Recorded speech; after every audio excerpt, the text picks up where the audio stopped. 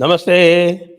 आज हम बात करने जा रहे हैं यूनाइटेड स्टेट्स की। अभी आपने देखा कि क्या हुआ ट्रंप के साथ, और ट्रंप तो उसके बाद भी इज गोइंग स्ट्रांग, और वो आके उन्होंने अपना कन्वेंशन अटेंड किया।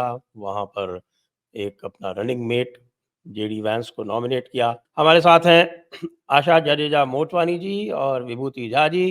आशा जडेजा जी का आपको परिचय करा दूं। आशा जडेजा जी एक वेंचर कैपिटलिस्ट हैं जिन्होंने 200 से अधिक स्टार्टअप्स को फंड किया हुआ है, और सिलिकॉन वैली में she is a big voice among Indian diaspora.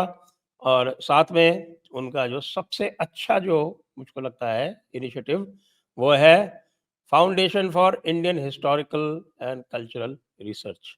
तो welcome Asha ji, and welcome Vibhuti ji. Thank you. Vibhuti ji, of course, doesn't need any introduction, so because she is a part of us. Asha ji, आपका एक tweet बड़ा viral हो रहा है, और वो tweet, उसमें आपने कहा कि I am no longer dam.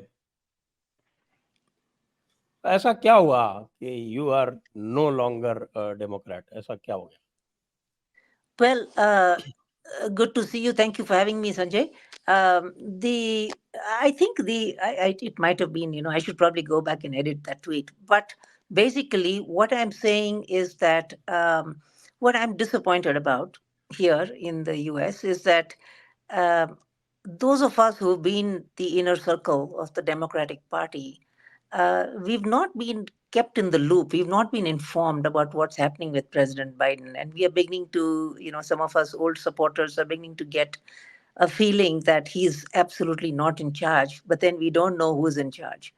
Who's in charge of the White House? Who is taking all the policy decisions? Who has opened up the borders? Nobody is giving us answers about this immigration mess that's going on right now. We have people are claiming, 8 to 10 million people that have just walked in, and we have no answers for that. So I think there's a bit of frustration amongst the old, Democratic Party friends and supporters like us, and a lot of people feel that how do we convince Biden to drop out and put in somebody and replace him with somebody a little bit more electable. Where our voices are not heard. So I think in a moment of deep frustration is when I probably sent that tweet.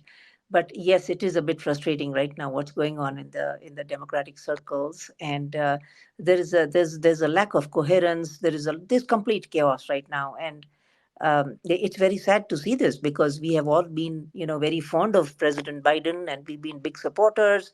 I've also been, a huge donor, even all the way to, from Clinton time and Obama time. So for me, this is actually particularly painful that, that what are our choices right now? That there is this utter lack of transparency coming from the Democratic Party.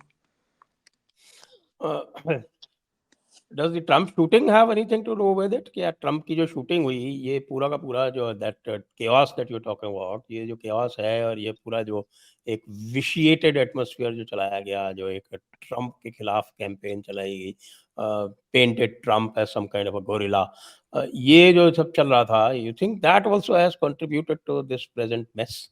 Absolutely, absolutely. I think Trump has been hounded. I mean, Trump is no saint. First of all, Trump has himself been problematic candidate for a long time.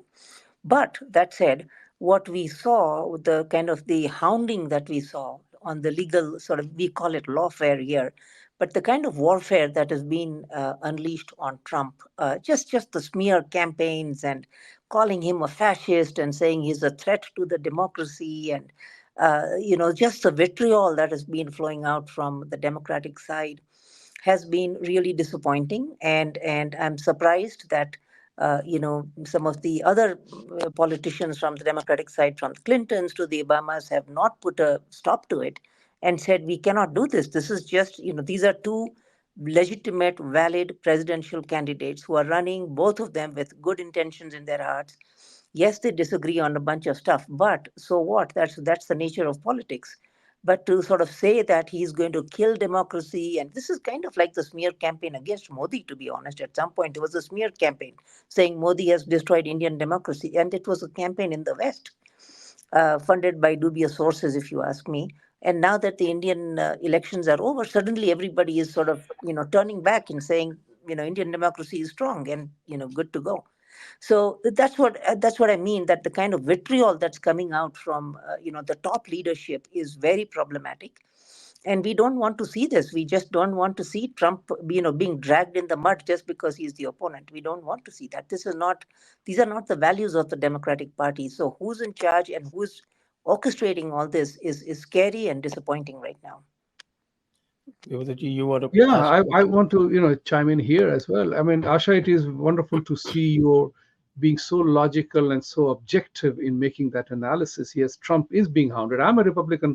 I transitioned from Democratic to Independent to Republican for the exact reasons that you said, that I found that tactically they were very vicious in demeaning and characterizing their opponents. And you refer to Modi ji as well, dictator hai, like straight away. And the same Fascist, dictator, fascist Hitler. dictator. Yeah, I mean, even Time magazine talked about Trump with Hitler's mustache.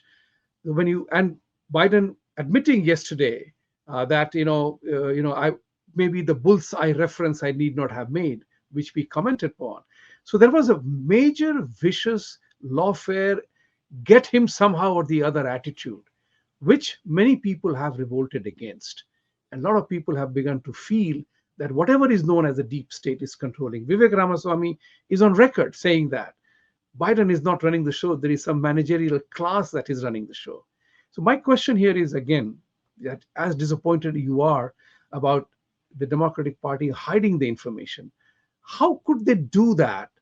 Biden's cognitive abilities, confusion, wandering away, mumbling, stumbling, these are matters of national security.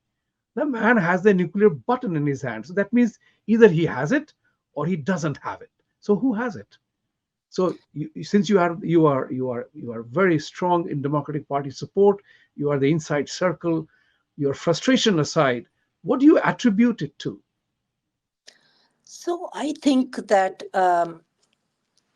okay, this is my guess. Okay, my 2 cents on this whole thing is that in the last 4 years, what has happened is that elements of the State Department, uh, could be even FBI.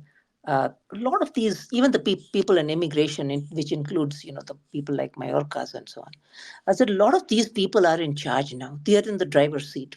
We don't know what all they are doing. We don't have any transparency on this. President Biden is, of course, he is checked out.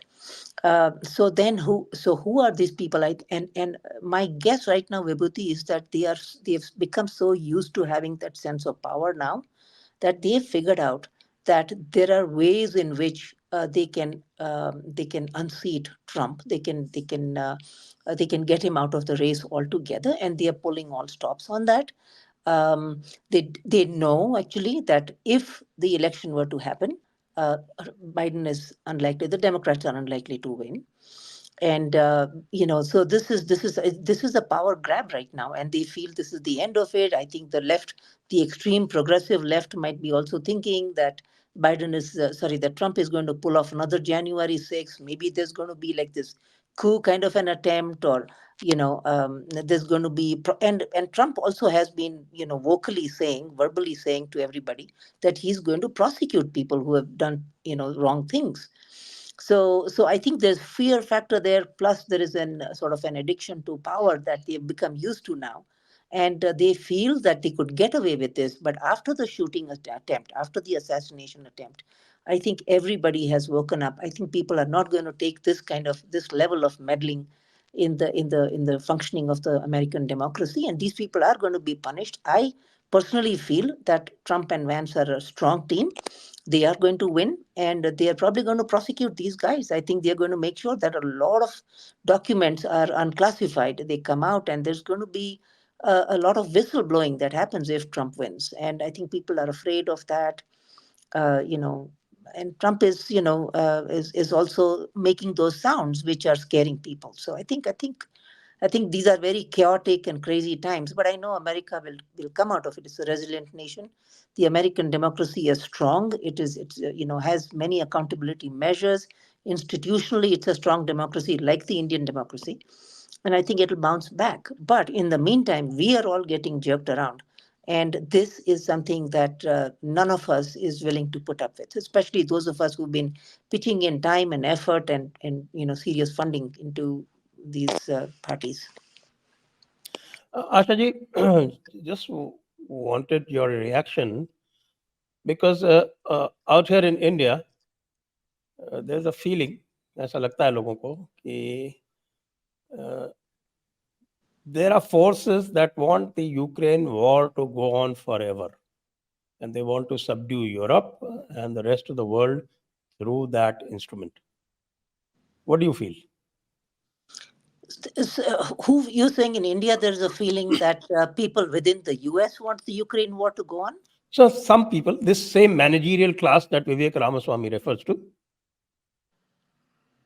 and maybe the military-industrial complex. I mean, that is definitely a possibility, right? Because this has been an old racket for a long time. We've had so many military interventions in Latin America over the last 3 decades. So it's a possibility that there could be a sort of other elements that don't mind war going on. But I personally feel that um, as far as the Biden side goes, yes, there could be people who are turning a blind eye to the continued war. But I think if Trump comes in, there is no way that the war is going to be going on. Trump is going to be ending the war as soon as he can. Actually, just stopping the aid, stopping the military supplies going in. But I also feel that Trump will not end the war in Gaza. I think there he's a staunch supporter of Israel, and he believes in Israel's right to support itself and to protect itself and to make sure that we never have this danger of Hamas ever rising again. Um, so I mean, it could be. I mean, they. But that said, the military-industrial complex is not.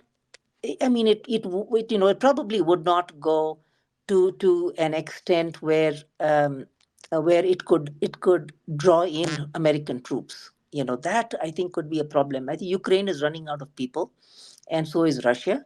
And as you can see, Russia has already started recruiting people from Nepal. Ukraine can't do that, but there are sort of people they are trying to recruit from within poor parts of Europe. So it's a chaos that we cannot really disentangle. But I doubt if it's a bit of a conspiracy from the military-industrial complex. I think this complex is going to be well funded, war or no war, and I don't think it could. I don't think that the American military-industrial complex it has that much power to sort of orchestrate a war or orchestrate the ending of a war. And we've also Speaking. seen, Sorry. just one little bit, Sure. after that you can take over. We've also seen that of late, over the last 6 months or so, we've seen that the present administration uh, doesn't seem to go along with the priorities or the foreign policies of the Modi government, and there has been a fair amount of friction between the two. Where do you see that going? I wouldn't worry about that, Sanjay. Both the Democratic Party and the Republican Party, the Dems and the Republicans in the US are blindly in support of India and Modi. There's a blind support in Washington D.C. of India to the extent that it is upsetting a lot of people who are sort of naysayers and stuff like that. But I think whether it's Biden in White House or Trump, it's not going to matter. The support for India, the support for India rising, the support for Indian military alliances also is unwavering, and it is seen as an existential imperative of the U.S. to make sure that India is a strong partner. Even just now, when Modi went to Russia, some people tried complaining and saying, "Oh, what's he doing there?" and we should condemn this. And then Washington D.C. said none of that. They need the fuel, they need the fertilizers, they need. China is breathing down the neck of Indian North, and India is perfectly justified in doing what it has to do as far as Russian alliance goes. So there is blind support for India in Washington D.C. Very heartening to hear that, because there is always a doubt in the minds of people because, the economic hitmen and others, regime change, people have always have that kind of a concern. I will go back to the Ukraine and Israel thing here. And it's very important because the duplicity of the American stands thoroughly exposed, as you rightly said, that Ukraine you are funding endlessly as if you want to continue the war. We are making the statement that Ukraine must win, which it will not. Mhm. On the other hand, in Israel, we are trying to tell them, don't do anything, stop the war. This becomes a classic case of, not knowing what exactly are you trying to do. You are contradicting yourself in Israel and Ukraine.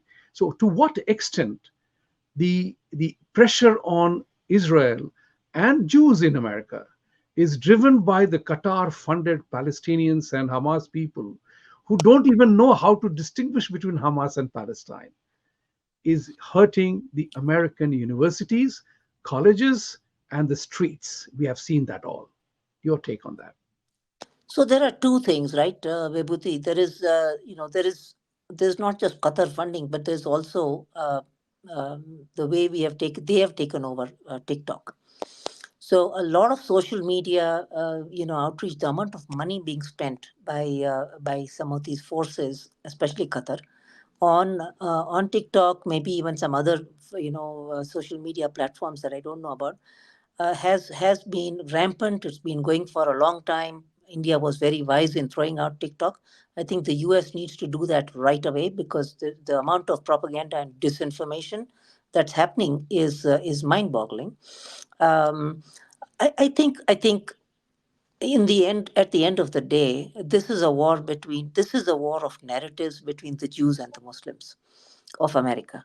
And the Jews are of course going to win. There is no doubt about it because they're established. They believe they have the same value systems that we have in the West, which is of of freedom of the individual, of equal rights of women, of it's a free democratic country, Israel, while the rest of the Middle East is not actually. And so there is a clash of values there. I do feel that this battle will go on for some time. There is going to be there's going to be this back and forth between between the American Muslims and the American Jews for some time. Although there are fringe elements in both that actually agree with the other party.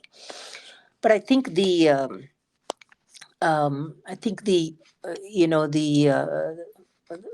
as far as the war goes, the effort by the US to say, oh, slow down, or let's do ceasefire for some time, or let's see if we can get the hostages out first, that I think is a little bit of sort of also international grandstanding, a little bit of international signaling to say, oh, look, we are with the right side. We don't believe in this level of humanitarian disaster in Gaza. But if you talk to the inside circles in Washington D.C., one thing is pretty clear that they want complete clearing of Hamas in Palestine, and they do not want to ever see an Islamist group arise again in that region. And we are going to continue giving full support to Israel till that is achieved. But I think there is a little bit of this whole game of doing the right optics, just sort of showing that we are we are going with international law and stuff like that. But I think there's overwhelming support for Israel to continue this war and to make sure that Also, nobody knows about the two-state solution, Vibhuti. That's another problem we have here. Everybody says, "Oh, we should do a two-state solution." What does that mean?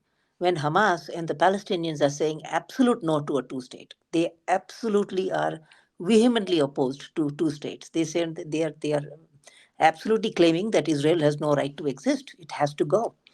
So if that is their stance, what two states? How's that going to come about? Three other efforts from Oslo to some other three other accords, including the Abraham Accords. Everything has been everywhere. Three times in the past, we have rejected the two-state solution. So how's that going to come about? We don't know about that, but I think just to address your question, I think there is overwhelming support for Israel to continue this war. It's just to follow up that on a quick second. You mentioned about Qatar funding, but we do know now the data that has come about, the infiltration from Middle East in American universities is so deep. The curriculums have changed. And that's what is a problem, the game of numbers, that politics is about game of numbers. So you have Ilhan Omar and Tlaib openly talking about and threatening Biden that we will not vote for you in Michigan. This is troublesome in a country like that because they have probably understood the pulse of democracy, the way it operates. So you know that I've shared that number with you once a long time ago, that the millions and millions of dollars that have gone into American universities. True. That's impacting very adversely. Can the Israelis and the Jews fight that? Can we fight? Because we are next in line, as you would know. Excuse me. I think as far as the funding goes in the U.S. universities and so on, I think that's going to be something that, as you can see, people like Bill Ackman and various donors and people who are on the boards of these universities, they're going to clean up the mess. There's no doubt about it. There will be a little bit of fallout from that funding, in the sense that there are tenured faculty. The faculty are the problem, Vibhuti. The students will come and go. The university boards are okay. The donors are pushing back now and making sure that the rules are clarified and transparent. The problem right now are the faculty. So the tenured faculty who are there right now, who are Middle East experts, Islamic studies experts, people who are studying gender identity, that kind of stuff. These are the kind of people who are there in American academia, who have a very strong axe to grind. They are also ideologically very blinded. We are not going to see them, budging on their positions. But I do feel that, at the end of the day, the Israeli kind of, forces and lobby in the U.S. is so strong that sooner or later it's going to defeat October 7 has sort of lifted the hood, right? It has opened the Pandora's box, and now we know how bad is the damage in American universities. But you were asking me something else, Vibhuti. What was that question you were saying? Um, will this you were saying will about Ilhan Omar and so on? Yeah. They can make any noises they want. Okay, they'll say, let's say they say that we'll not vote for Biden. Who are they going to vote for? For Trump? I mean, they're going to make Trump win. They're going to make Trump win. And if Trump wins, remember his promises that no Muslims coming into America. I mean, he's open about this. He's got no qualms about saying it. He wants no immigration from Muslim countries. It's they're vehement about this, and they're going to pull it off.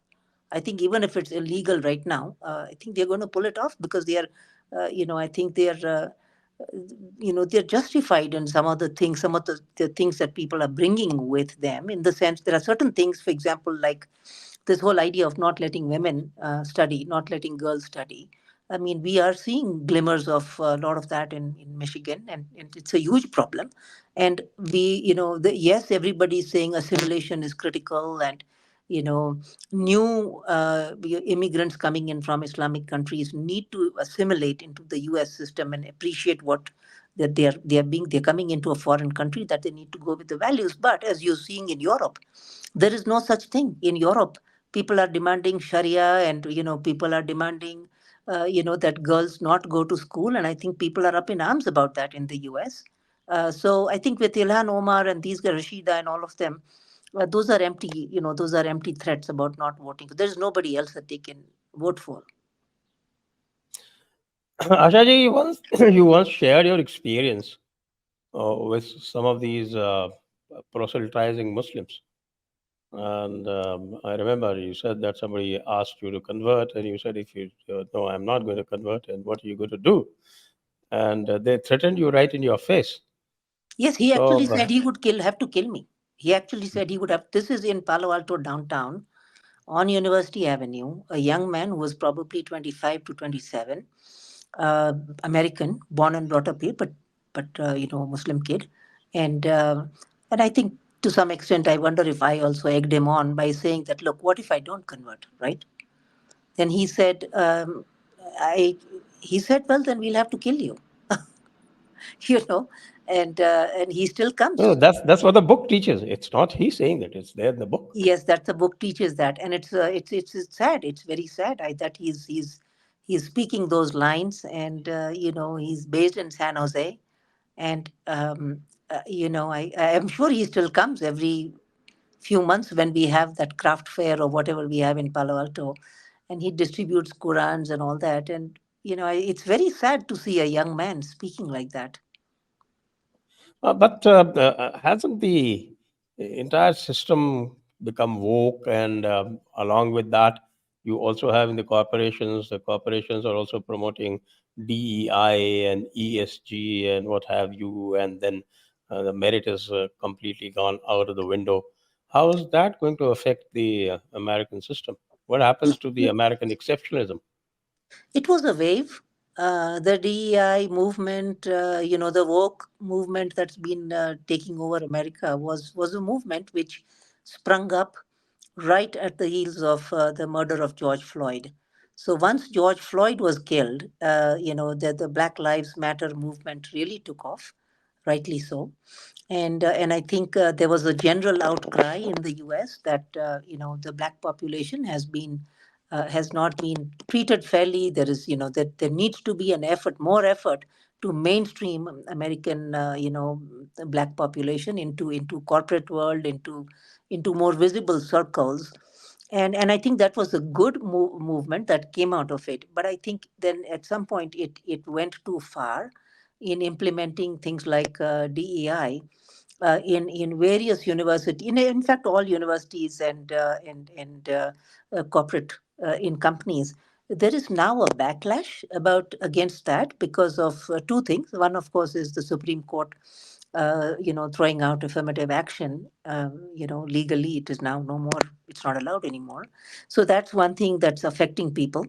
And their attitude towards DEI. I think the second thing that is more practical, I think more you know which I think it's a good thing it's happening, that a lot of people are saying that are we sacrificing equality of opportunity by focusing so much on DEI? Are we saying that somebody who is a talented, meritorious person is not going to get in because they are Asian, for example, right? And the Asians are overrepresented, or the Jews are overrepresented. So should they not even be eligible for applying and stuff like that? And I think there is that kind of backlash that's going on. DEI is being scrapped in multiple corporates now. They are even changing the name from diversity, equity, inclusion to, I think, just diversity and inclusion, calling it something else. And universities are beginning to kind of also, the change will happen slowly, but I think it will happen. I think people are recognizing that it's simply not okay to treat some students unfairly simply because we feel that they are overrepresented. What about movements like dismantling global Hindutva? Oh, those are Because gone. Sanjay, those are gone. Those are irrelevant people, and India is too important and too has too much of a momentum now for any of those stupid dismantling global Hindutva people. They don't matter anymore. They're irrelevant. I would say block their accounts, delete them, and don't look at what they they say. have blocked our accounts. Block them. Just throw it in the trash. India. Audrey Truske blocked me almost for 4 5 years back. Yeah, she blocked me also. But these are crazy people. Well, They're they're they're they can't do anything. They've tried, and they tried to showcase Hindus as the sort of the next Jews, and I think people simply didn't buy it. I think I mean, Americans are not stupid. They are not going to buy this kind of stuff. It was a smear campaign though, and it was funded. So there was money coming in from Soros. There was money coming in from maybe even a little bit from Omidyar Network, and of course from Qatar. So all that money that was pointed towards, all the guns that were pointed towards the Jews were pointed against Hindus at some point, but they failed miserably.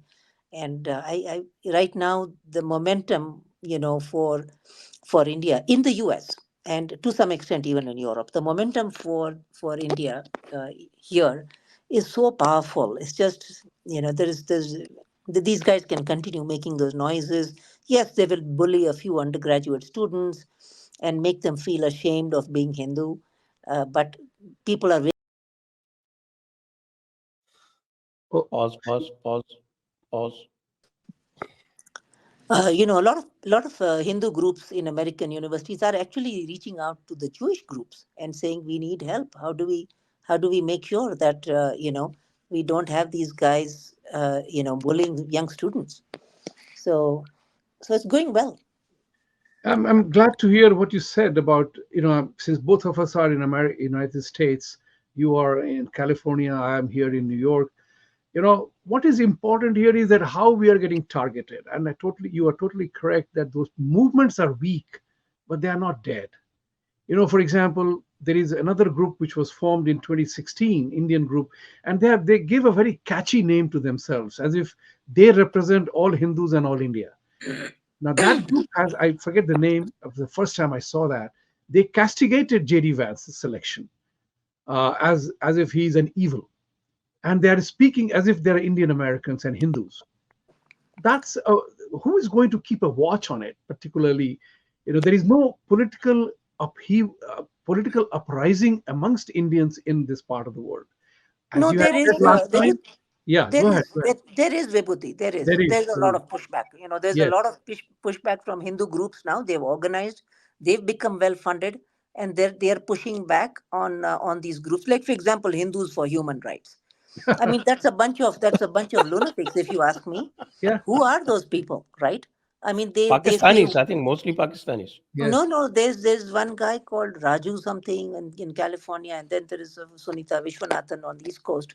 Two Yeah. people, and they've been known to have been fighting a war against the Jews and the Israelis through the BDS movement, which is called Boycott, Divest, Sanction Movement against Israel. That's been going on for 10, 15 years now, and they've been well. I mean, I think it's everybody can see that these are people from the fringe, extreme fringe, hate groups who are spreading disinformation, saying things which are not based in reality, and the Hindu groups are pushing back. This is actually very this is a new thing that's going on in the last 2 to 3 years, and I think it's a great sign. And I think we're getting tons of help from the Jewish groups now. We've been talking to, for example, Anti-Defamation League, and asking them, how do we deal with this problem of smear campaigns, right? Well-funded smear campaigns. What do you do? And they've been helping the Hindu groups. So I think we are organizing. It's too slowly, a little bit, a little bit too slow, but it's happening. So good stuff going on. I wouldn't worry. I think India is a rocket ship right now, guys, and it's going to lift the whole planet. It's going to slowly but surely lift really the whole planet as AI becomes mainstream and it becomes easily accessible to everybody. I feel that India is at the cusp of a second leapfrog, just like we did in the first leapfrog of the 1980s in mobile communications. We are at a doorstep of a second leapfrog in AI. And yes, we have not innovated as a nation. India has not innovated as a nation, but that doesn't matter. As long as we are using that technology, is what's critical right now. And our kids, my request to both of you is that whatever you have so much reach and so much influence in India, that whatever way you can, you must spread this message that AI, the use of AI from early childhood education is critical, and we must do everything we can to get this momentum, so that India leapfrogs. But India is now unstoppable. I definitely appreciate and admire your work about setting up the AI thing in IIM Calcutta, IIM Ahmedabad. You just did that. I also want to pay a compliment to you that you exemplify your own name. Your optimism and Asha with India is remarkably powerful, and your Asha and expectation with It's American infectious. It's is infectious. absolutely wonderful and infectious. And I'm an incorrigible optimist myself, so I always say that yes, we will win, but we got to continue the fight. Oh And yeah. I always say that sports Sanjay ji is familiar with that. I say never take your opponent for granted, regardless of who it is. is like any given Sunday, any team can beat anybody. It's all about a dropped catch or an unfortunate run out or an Correct, intercept correct. or a No, fumble. Vibhuti, both you and Sanjay are doing such important work, and we are all grateful for what you're doing. So thank you for doing what you're doing, you No, know. thank you for appreciating. I just want to take you to that initiative that I mentioned right in the beginning, and that is the Foundation for Indian Historical and Cultural Research. That is Vikram Sampath and Abbas. They're doing it, and I interviewed them also. Mhm. I think last year when we had the summit. That time I interviewed them on that. So how did that idea come into being? So what I felt, Sanjay, is that the a lot of Indian history, which was written by the West, which was either written by the British or or dubious faculty like Wendy Doniger and people like that, was actually that history is very specious. It needs to be examined, and we need to have a much better, stronger scholarship. This is the first time I realized that it was missing. The historical, sort of the history scholarship was missing, was when I attended the Jaipur Literature Festival, and I felt everything was coming from a very biased place. The speakers were much more sort of coming from a Western perspective, and I asked Vikram actually. I said, "Look, where are the scholars who are from the Indian side?" And it was very clear to me that it's that we just don't have that scholarship on the right, on the Indian conservative right, and that needs to be promoted. It needs to be strengthened so that there is a more balanced view of various chapters of India and various history chapters of India. And Vikram actually took charge of that initiative, Sanjay, and he ran with it. He recruited some eight scholars to write books on this matter. It's coming together very well. In the beginning, it was a bit slow, but it's coming together really well now. And I think we'll continue supporting young people who are, young scholars who are rising now and saying we want to look at things from an Indian perspective, from the ground, from what we have here, and not from what is sitting in, British archives. And so they want to look at data that's coming from multiple sources now, primary data. And I think this is a great movement. It's coming along very well. I think Vikram's group is doing well. We have books coming out, and publishers getting interested, and so all good. It's going well. And there's also another thing, I think next time Vikram comes, we'll be talking to him about it. Is also that there used to be a great scholarship in history pre-independence. In fact, right up to 60s. But these people were marginalized. People like R.C. Majumdar, Dr. Yes, Ishwari Prasad, and uh, Jadunath Sarkar, great historians, yes, and they have been completely consigned to the sidelines. yeah. So, But that was a very people like colonial. Sitaram Goel, for instance, Sitaram Goel Absolutely, yeah. uh, acted in the interest of Bharat in during times of great adversity. Hmm. When talking about the ancient glories of India was considered blasphemy, and these people also need to be brought out and popularized. We've been doing our bit, and Yeah. we keep talking about them from time to time. Sanjay, please let me know what are the initiatives you guys are working on. We are happy to work with you on that. We want to do that. We want We to have a support. very important initiative. What we did was actually Hmm. was the great biggest initiative that we took was that we started translating and document called Fatawa Alamgiri, mm, which was the project that was done by Aurangzeb, and that is considered to be the a Mohammedan law in India Hmm. by the British, and it still continues. And Okay. you would be surprised to know that this document was never translated into either English or Hindi or any other Indian language. Can you Okay. imagine? Shocking. And the entire uh, Islamic side, which was almost 25% at the turn of the independence, actually swore by it, and nobody else had an idea about it. So we have started translating it. A great difficulty because we were difficult to get those people, those kind of translators, and people keep coming and keep running away. But we are working on it. We already done 1.5 volumes, 8.5 volumes to go. No, congratulations. That's really good to know. And we'll talk offline also, Sanjay. I want to know more about this project, what you're working on. And I think we're going to see more and more of this scholarship arising. I think a lot of Indian, business houses are waking up and realizing that there is need for this. I think we should be talking to, if you ask me, we should be talking to. So, two things I want to mention, okay? I'm noticing that, the Adani Foundation is also beginning to exercise its voice and muscle in Washington, D.C. I'm very happy to see that. um, I think people like the Ambani Foundation should also be, even Wipro, I think, but Ambani Foundation should be looking at this stuff and saying, look, where are all these these primary sources from which we have important Indian law right now? And I thought Sai Deepak had done some of that, hasn't he? Hasn't he worked on that? He's written 2 books. They're probably coming out with the third.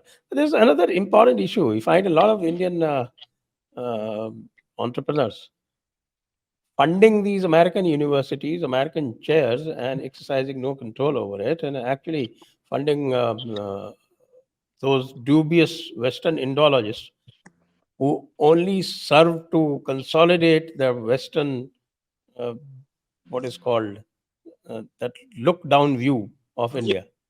Yes, yeah, that I think this happened probably 8 to 10 years ago. A lot of people went and wrote big fat checks, and all they asked for was a photo, which they probably framed and put it up somewhere in, in their offices, and said, "Look, here we are with the board of trustees of Harvard or Columbia or something."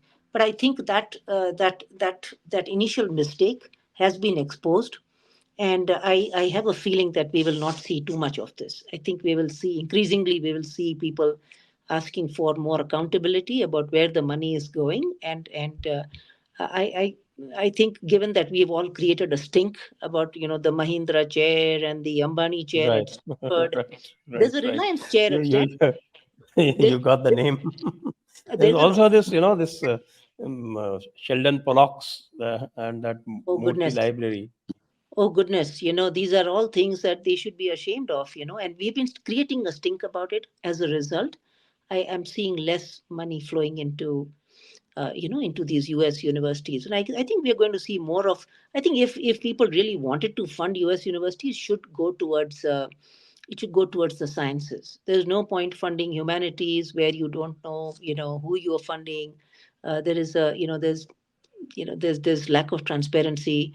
I've created a lot of stink about the Reliance chair at Stanford with Thomas Blom Hansen, who I think is absolutely, uh, I think, I'm ashamed to say that he shouldn't be on the faculty.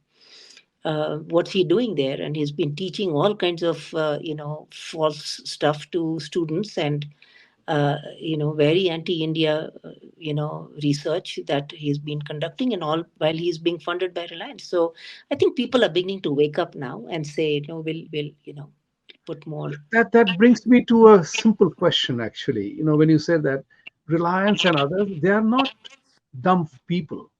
So when they write the heavy checks, who brainwashes them to do that, which you and I are able to see is nothing else but anti-India, anti-Hindu charade. So who are these people in these who are able to get impacted so easily to to work on their ego, that you give $10 million and it will make you immortal with your name? That part of the immortality is something that we Indians are very sentimental about. I have coined a word called, we Indians and Hindus are not only sentimental and emotional, but sentimotional. And that becomes a pretty lethal combination. Yeah, which brings your downfall. So your thoughts on that? Yeah, I think the first round of those big checks that came in from these big families were, I think they didn't realize. My guess is that they didn't realize that this money was going to go into dubious humanities research and narrative spinning and ideologically tainted work. I think a lot of people didn't realize that. I mean, I can just imagine an Anand Mahindra and his wife walking into Harvard, and saying, oh, the board of trustees meets them and says, hey, we want to endow, some, chair in your name, and we would like to take you out for dinner. And I'm assuming right now that happened. What must have happened is they must have met a bunch of good, really good trustees. I mean, by the way, this happens to me all the time. I get pitched by multiple universities for funding, of course, and when I say, okay, who who's going to be leading this, they often send good faculty, some trustee, some board member, and we have a nice big fat lunch or dinner, and they'll say, we will have this in your name. And but the I think what happens is that uh, once you write the check, you kind of lose control on where it's going to go. So now people are waking up to the fact that we need to have a better sense of where the money is going. But in the in 10, 20 years ago, I think money went into places where there is very little accountability, and where we don't know exactly what's going on. And people, and some of these billionaires also get busy, Vibhuti. They get busy. They are like, okay, check लिख दिया, अभी उसके बाद I don't want to go every quarter for a board meeting, or this and that, and people kind Right. of fall off the track.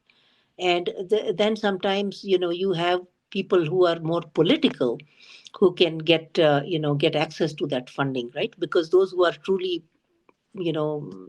deserving people are probably just not that political. And so when you find people like this, Trushki, or this Thomas Blom Hansen, or people like that, they have the time to be political. And they that's unfortunately, that's the way of things here. And but it's changing fast. Yeah.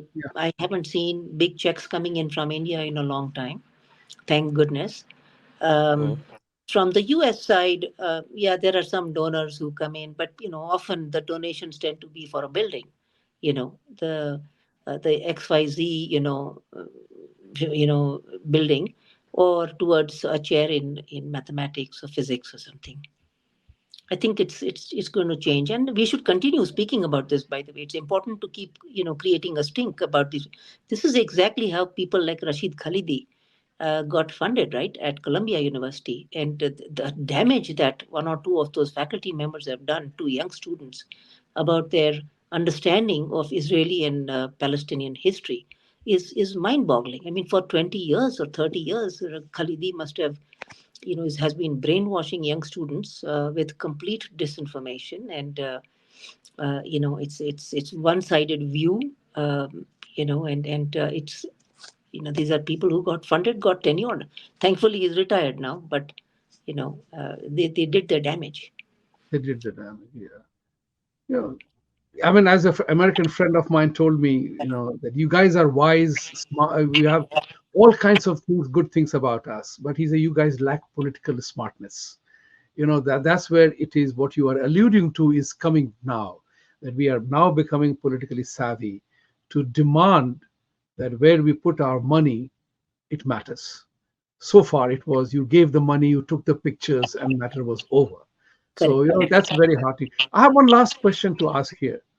you know Tell me something about this gender thing that Democratic Party is championing so seriously, the transgender movement, to the detriment of the interest of the women and girls, women's sports, restroom, locker room.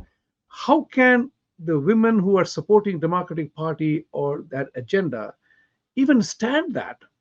This mind boggling to me. Your thoughts on it? How do you realize Yeah, that? I mean, I'm horrified that a man can walk into any place and say that he's a woman, and then compete against women on in sports. And it's I'm aghast about this matter. I to be honest, this is all very new to me. I ask my kids about this, and I say, what do you guys think? This is, what is this? This whole transgender situation. What's this whole drama? What is this whole thing going on in schools and colleges and so on? I think it's a very scary and a very disturbing trend. I do not want my daughters ever having to be dealing with a guy who is there in their restroom or in a gym or in a locker room. It's unacceptable to me. There is pushback now. I mean, this is all, remember, these are all things that, like critical race theory, right, that have been around for some time. People tried to do damage using critical race theory, but it got exposed. So first, let's say first 5 to 10 years, you had critical race theory talking about how the white oppressors, white people are this, white people are that. It went on and on for a long time in India, in American schools. Then there was pushback against it, and now you see critical race theory is almost dead. People have removed that from schools. It's not there in the in the books, in the curriculum. This transgender thing, I think, will probably be also probably be fought back. I do believe in the rights of gay people. I do believe that there are men and women who are biologically, sometimes they are men and women, but they are gay, and I do believe in their right to marry somebody of the same same sex, and that's okay. But I do believe, but I don't understand this whole idea of men claiming to be women, and and then wanting the benefits or wanting the to be competing in the sports and so on. I think it's a disturbing trend. I don't fully understand it, Vibhuti. I don't want to judge too much about that, but I think I don't get it. I don't understand it. Okay. Yes. I think it's time to wind up now.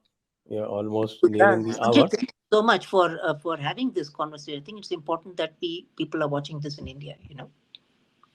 Thank So you. thank you very much. Thank you, Asha ji. Thank you for having this conversation, and thank you, Vibhuti ji. Thank you. And Thank you. yes, and look forward to more such conversations. Thank you so Absolutely, much. absolutely. Thank Thank you. you. Take care. Bye bye. Have a wonderful day.